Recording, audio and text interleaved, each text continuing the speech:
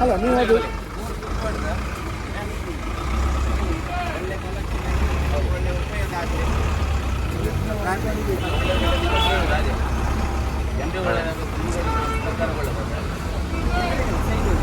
ಬಡಿ ಅಲ್ಲಿ ಬಡಿ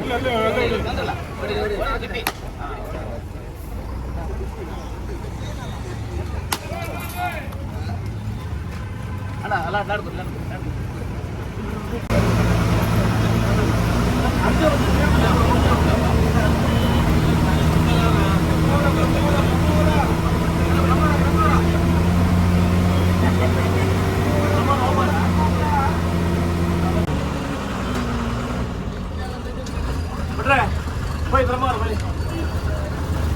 ಇವತ್ತು ಸರ್ಕಾರ ಒಂದು ಅದ್ಭುತವಾದ ಯೋಜನೆಯನ್ನು ತಂದಿದೆ. ಶಕ್ತಿ ಯೋಜನೆ ಮೂಲಕ ಇಡೀ ರಾಜ್ಯದ ಯಾರು ಬಡವರಿದ್ದಾರೆ ಅವರು ಯಾವುದೇ ಹಣ ಖರ್ಚು ಮಾಡದೆ ಉಚಿತವಾಗಿ ಬಸ್ಸಲ್ಲಿ ತಿರುಗಿ ಅವರ ಏನು ಕೆಲಸವನ್ನು ದೈನಂದಿನ ಕೆಲಸವನ್ನು ಮಾಡಬೇಕೆನ್ನುವ ಬಹಳ ಒಂದು ಅದ್ಭುತವಾದ ಕಾರ್ಯಕ್ರಮವನ್ನು ಇಟ್ಟಿದ್ದಾರೆ. ಇವತ್ತು ಸುಮಾರು 500 ಕೋಟಿ ಜನ ಇದರಲ್ಲಿ ಪ್ರಯಾಣ ಮಾಡಿದ್ದಾರೆ. ಇದಕ್ಕೋಸ್ಕರ ವ್ಯಯಿಸಿದ ಹಣ 9,668 ಕೋಟಿ ಅಂತ ಹೇಳಿದ್ರೆ ನಮಗೆಲ್ಲ ಊಹಿಸ್ಲಿಕ್ಕೆ ಸಾಧ್ಯ ಇಲ್ಲ. ಕೇವಲ 2 ವರ್ಷದಲ್ಲಿ ಜನ ನಮ್ಮ ಈ ಭಾಗದಲ್ಲಿ ದಕ್ಷಿಣ ಕನ್ನಡ ಉಡುಪಿಯಲ್ಲಿ, ಅದರಲ್ಲಿ ಉಡುಪಿ ಭಾಗದಲ್ಲಿಯೂ, ಅದರಲ್ಲಿಯೂ ನಮ್ಮ ಕಾರ್ಕಳ ಭಾಗದಲ್ಲಿ ಇದರ ಸೌಲಭ್ಯ ಬಹಳ ಕಮ್ಮಿ ಇದೆ. ಬಹಳ ಕಮ್ಮಿ ಅಂದ್ರೆ ರಾಜ್ಯಕ್ಕೆ ಕಂಪೇರ್ ಮಾಡಿದ್ರೆ 0.1% ಇಲ್ಲ, ಅಷ್ಟು ಕಮ್ಮಿ ಇದೆ. ಅದೇ ನಮ್ಮ ಒಂದು ಸ್ಟೆಪ್ ಹತ್ತಿ ನಾವು ಘಟ್ಟದ ಮೇಲೆ ಹೋದ್ರೆ ಶಿವಮೊಗ್ಗ ಇರ್ಬೋದು, ಹುಬ್ಳಿ ಇರ್ಬೋದು, ಧಾರವಾಡ ಇರ್ಬೋದು, ದಾವಣಗೆರೆ ಇರ್ಬೋದು, ಅಥವಾ ಬಿಜಾಪುರ ಇರ್ಬೋದು, ಬಳ್ಳಾರಿ ಇರ್ಬೋದು, ಎಲ್ಲ ಕಡೆ 100% 99% ಎಲ್ಲ ಸರ್ಕಾರಿ ಬಸ್ಸನ್ನೇ ಅವಲಂಬಿಸಿದ್ದಾರೆ. ಇವತ್ತು ಈಗ ಧರ್ಮಸ್ಥಳ ಬೆಂಗಳೂರಿಗೆ ಹೋಗುವ ಬಸ್ ನಿಂತ್ಕೊಂಡಿದೆ, ನೀವೆಲ್ಲ ನೋಡ್ಬೋದು. ಇದರಲ್ಲಿಯೂ ಉಚಿತವಾಗಿ ಮಹಿಳೆಯರಿಗೆ ಪ್ರಯಾಣ ಮಾಡುವ ಅವಕಾಶ ಇದೆ. ಬೆಂಗಳೂರಿಗೆ ಸಹ ಉಚಿತವಾಗಿ ಮಹಿಳೆಯರಿಗೆ ಹೋಗುವಂತಹ ಸೌಲಭ್ಯ ಈ ಜಗತ್ತಿನಲ್ಲಿ ಎಲ್ಲಿರ್ಲಿಕ್ಕಿಲ್ಲ. ಅಂತ ಒಂದು ವಿಶೇಷವಾದ ಒಂದು ಸೌಕರ್ಯವನ್ನು ನಮ್ಮ ನಾಡಿನ ನಮ್ಮೆಲ್ಲರ ಧ್ವನಿಯಾದ ಇಲ್ಲಿ ಕಾಣ್ತಾ ಇದ್ದಾರೆ ಸಿದ್ದರಾಮಯ್ಯನವರು, ನಮ್ಮ ಮುಖ್ಯಮಂತ್ರಿ ಇಲ್ಲಿಗೆ ನಮ್ಗೆ ಬಹಳ ಈ ರಾಜ್ಯ ಸರ್ಕಾರದ ಮುಖ್ಯಮಂತ್ರಿಯಾದ ಸಿದ್ದರಾಮಯ್ಯರು, ಹಾಗೆ ಉಪಮುಖ್ಯಮಂತ್ರಿಯಾದ ಡಿ ಕೆ ಶಿವಕುಮಾರ್ ಅವರು. ಇವತ್ತೆಲ್ಲ ಮಹಿಳೆಯರ ಮುಖದಲ್ಲಿ ಒಂದು ಮಂದಹಾಸ ಉಂಟು. ಯಾಕಂದ್ರೆ ಈ ಮಹಿಳೆ ಎಲ್ಲ ಒಂದು ವಿಷಯದ ಅಥವಾ ಒಂದು ಸಮಾಜದ ಅಥವಾ ಒಂದು ಮನೆಯ ಶಕ್ತಿ ಯಾರು ಕೇಳಿದ್ರೆ ಮಹಿಳೆಯರು. ಅವರು ಒಂದು ಸಂತೋಷದಲ್ಲಿರ್ತದೆ, ಇಡೀ ಮನೆ ಸಂತೋಷದಲ್ಲಿರ್ತದೆ, ಇಡೀ ಸಮಾಜ ಸಂತೋಷದಲ್ಲಿರ್ತದೆ. ಈ ಉದ್ದೇಶವನ್ನು ಇಟ್ಕೊಂಡು ಇವತ್ತು 5 ಗ್ಯಾರಂಟಿ ಯೋಜನೆ ನಮ್ಮ ಸರ್ಕಾರ ಜಾರಿಗೆ ತಂದಿತ್ತು. ನಮ್ಗೆಲ್ಲ ಪುನರಪಿ ಯಾಕೆ ನೆನಪಿಸ್ತೇನೆ ಅಂದ್ರೆ ಇದನ್ನು ನೆನಪಿಸುವ ತುಂಬಾ ಅವಶ್ಯಕತೆ ಈ ಭಾಗದಲ್ಲಿ ಇದೆ, ಬೇರೆ ಕಡೆ ಉಂಟಾ ಇಲ್ವಾ? ಯಾಕಂದ್ರೆ ನಮ್ಮ ಕರ್ನಾಟಕ ರಾಜ್ಯದಲ್ಲಿ ಇಂಥ ಅದ್ಭುತವಾದ ಕಾಂಗ್ರೆಸ್ ಸರ್ಕಾರ ಬರುವಾಗ ನಮ್ಮ ಉಡುಪಿಯ ಸಂಪಾದನೆ ಏನು ಕೇಳಿದ್ರೆ 0.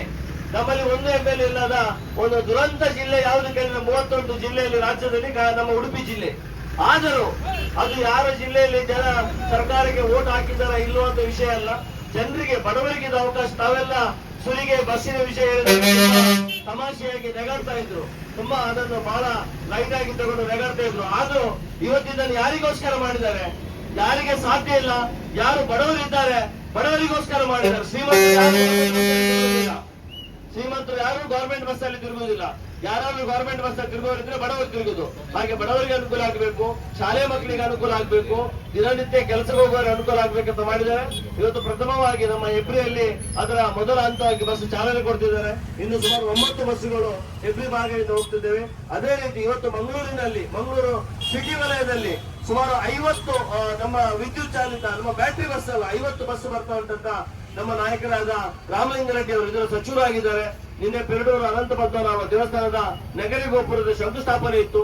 ಅಲ್ಲಿ ಸಹ ಅವರು ಬಂದು ತಮ್ಮ ಸಂದೇಶವನ್ನು ಕೊಟ್ಟರು. ಯಾಕಂದ್ರೆ ನಮ್ಮ ಮುಜರಾಯಿ ಸಚಿವರು ಮತ್ತೆ ಅವರು ನಮ್ಮ ಈ ಒಂದು ಸಾರಿಗೆ ಸಚಿವರು ಆಗಿದ್ದಾರೆ. ಬಹಳ ಹಿರಿಯ ಸಚಿವರು. ಅವರ ಕಾರ್ಯ ವೈಖರಿ ಹಾಗೆ ಉಂಟು. ಮೊನ್ನೆ ನಮ್ಮಲ್ಲಿ ಬಸ್ಸಿನ ಡ್ರೈವರ್ಸ್ ಎಲ್ಲ ಅಪಾಯಿಂಟ್ಮೆಂಟ್ ಗೆ ಎಲ್ಲ ಅರ್ಜಿ ಆಹ್ವಾನ ಮಾಡಿ ಎಲ್ಲ ಕರೆದಿದ್ರು. ಹಾಸನದಲ್ಲಿ ಅಂದ್ರೆ ಇಂಟರ್ವ್ಯೂ ಆಗಿತ್ತು.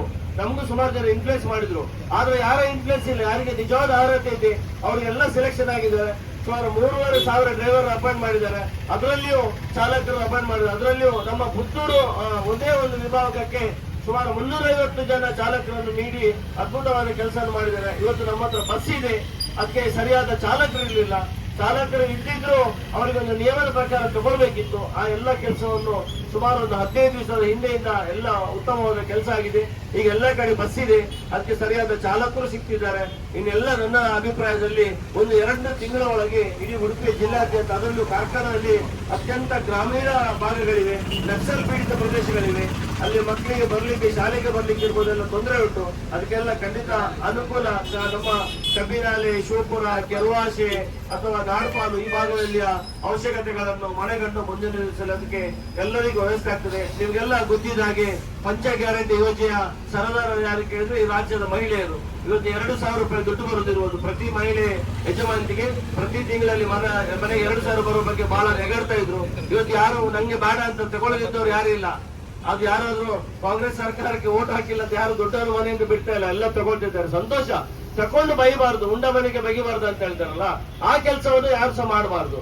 ನಾವು ಊಟ ಮಾಡಿದ್ದೇವೆ ಅಂತ ಹೇಳ್ಬೇಕು. ಅದಕ್ಕೆ 2 ಬಗೆಯುವಂತ ಕೆಲಸವನ್ನು, ಕೆಟ್ಟ ಕೆಲಸವನ್ನು ಮಾಡಬಾರ್ದು. ಎಲ್ಲರೂ ಒಪ್ಕೊಳ್ಬೇಕು ಸತ್ಯವನ್ನು. 2,000 ರೂಪಾಯಿ ಪ್ರತಿಯೊಂದು ಮಹಿಳೆಗೆ ಪ್ರತಿ ತಿಂಗಳು ಬರ್ತಾ ಅಂದ್ರೆ ಅದರ ಕಷ್ಟ ಯಾರಿಗೆ ಗೊತ್ತುಂಟು ಅಂತ ಹೇಳಿದ್ರೆ 2,000ಕ್ಕೋಸ್ಕರ ಕಷ್ಟಪಡುವವರಿಗೆ ಮಾತ್ರ ಆ ಒಂದು ದುಡ್ಡಿನ ಬೆಲೆ ಗೊತ್ತಾಗ್ತದೆ. ಅದೇ ಶಕ್ತಿ ಯೋಜನೆ ಇರ್ಬೋದು, ಇವತ್ತು 10 ಕೆಜಿ ಅಕ್ಕಿ ಬರುವ ವಿಷಯ ಇರ್ಬೋದು, ಅಥವಾ ಮಹಿಳೆ ಜಾಬ್ ಇಲ್ಲದ ಹುಡುಗರಿಗೆ ತಿಂಗಳಿಗೆ 3,000 ರೂಪಾಯಿ ಪಿಂಚಣಿ ಸಿಗುವ ವ್ಯವಸ್ಥೆ ಇರ್ಬೋದು, ಅಥವಾ ಮನೆಯಲ್ಲಿ ಕರೆಂಟ್ ಫ್ರೀ. ನಾವೆಲ್ಲ ಸುರಿಗೆ ಸರ್ಕಾರದ ಪರವಾಗಿ ಪ್ಯಾಬ್ಲೆಟ್ ಹಚ್ಚುವ, ನಮ್ದು ಆಶ್ಚರ್ಯ, ಇದು ಕರೆಂಟ್ ಫ್ರೀ ಹೌದಾ ಮರ, ಹೇಗೆ ಇದನ್ನು ಮಾಡುದಂತ. ಆದ್ರೂ ಅದನ್ನು ಸತ್ಯ ಮಾಡಿ ತೋರಿಸಿದ ಯಾರಾದ್ರೂ ಒಬ್ಬ ನಾಯಕ ಇದ್ರೆ ಈ ದೇಶದಲ್ಲಿ 13 ಬಜೆಟ್ ಅನ್ನು ಮಂಡಿಸಿದಂತ ವೀರ ನಾಯಕ ಸಿದ್ದರಾಮಯ್ಯ ಅವರಿಗೂ ಮಾಡಿ ತೋರಿಸಿದ್ದಾರೆ ಅಂತ ಹೇಳಿಕೆ ನಾನು ಅತ್ಯಂತ ಸಂತೋಷ ಪಡ್ತೇನೆ.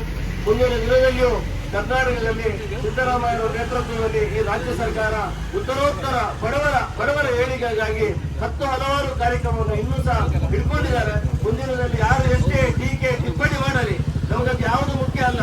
ಇವತ್ತು ನಮ್ಗೆ ಬೇಕಾಗಿರುವುದು ಪಾಪದವರ ಕಣ್ಣೀರಿಸುವ ಕೆಲಸ ಹಾಗೂ ಬಡವರ ಆಶೀರ್ವಾದ ನಮ್ಮ ಈ ಸರ್ಕಾರಕ್ಕೆ ಬೇಕು. ಆ ಕೆಲಸವನ್ನು ಸಿದ್ದರಾಮಯ್ಯ ಅವರು, ಅದೇ ರೀತಿ ನಮ್ಮ ರಾಜ್ಯದ ಉಪಮುಖ್ಯಮಂತ್ರಿ ಡಿ ಕೆ ಶಿವಕುಮಾರ್ ಅವರು, ನಮ್ಮ ಉಸ್ತುವಾರಿ ಸಚಿವರು, ಒಂದೇ ಒಂದು ಮಹಿಳಾ ಸಚಿವರು ರಾಜ್ಯದಲ್ಲಿ ಆಗಿರುವ ಲಕ್ಷ್ಮೀ ಹೆಬ್ಬಾಳ್ಕರ್ ಅವರು, ಇವರೆಲ್ಲ ನೇತೃತ್ವದಲ್ಲಿ ಸುದೃಢವಾದ ರಾಜ್ಯ ಸರ್ಕಾರ ಇದೆ. ಮುಂದಿನ ದಿನದಲ್ಲಿಯೂ ಈ ಸರ್ಕಾರ ಇನ್ನಷ್ಟು ಒಳ್ಳೆ ಕೆಲಸ ಹಾಗೂ ನಿಮ್ಮ ಆಶೀರ್ವಾದ ಇರಲಿ. ಈ ಬಸ್ಸಿನಲ್ಲಿ ಯಾರೆಲ್ಲ ಸಂಚರಿಸ್ತಾರ ಅವರೆಲ್ಲ ಮನೋ ಅಭೀಕ್ಷೆಗಳು ದೇವರು ಈಡೇರಿಸಲಿ. ಅದೇ ರೀತಿ ಇದರಲ್ಲಿ ಕೆಲಸ ಮಾಡುತ್ತಿರುವ ಎಲ್ಲ ನೌಕರ ವರ್ಗದವರಿಗೂ, ಅವರೆಲ್ಲ ಕುಟುಂಬಕ್ಕೆ ದೇವರು, ಯಾಕಂದ್ರೆ ಅವರೆಲ್ಲ ಎಲ್ಲೆಲ್ಲಿ ಅವರು ಇದ್ದಾರೆ, ಕರ್ನಾಟಕ ರಾಜ್ಯ ಬೇರೆ ಬೇರೆ ಮೂಲೆಯಲ್ಲಿ ಇದ್ದಾರೆ.